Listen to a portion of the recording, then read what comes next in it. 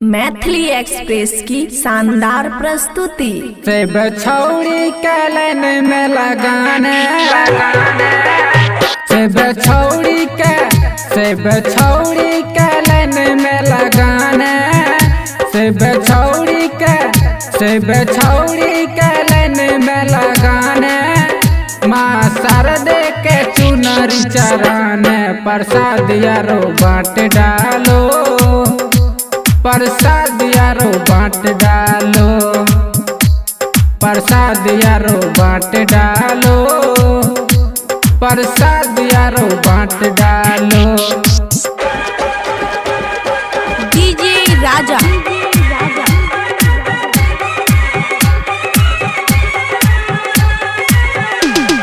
बड़ी घरदौड़ चौक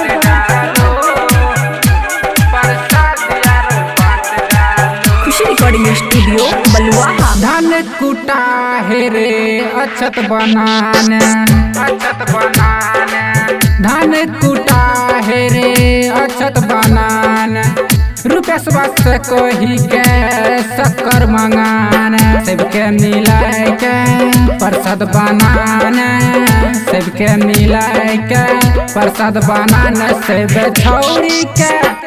बछौड़ी के लाइन में लगाने माँ शारदे के चुनरी चढ़ाने प्रसाद यारो बांट डालो प्रसाद यारो बांट डालो प्रसाद यारो बांट डालो प्रसाद यारो बांट डालो।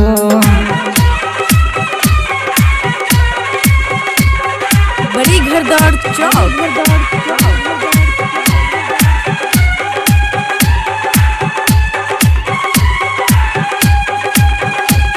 खुशी रिकॉर्डिंग स्टूडियो बलुआहा।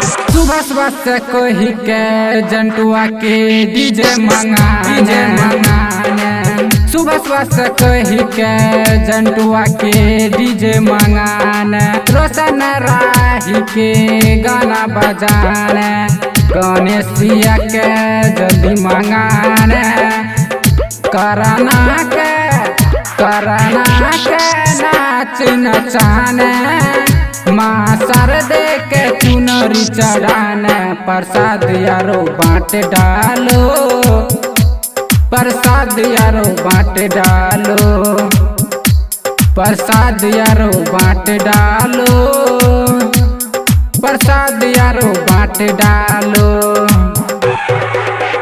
से बछौड़ी के लाइन में लगाने माँ शारदे के चुनरी चराने प्रसाद यारो बांट डालो प्रसाद यारो बांट डालो प्रसाद यारो बांट डालो प्रसाद यारो बांट डालो।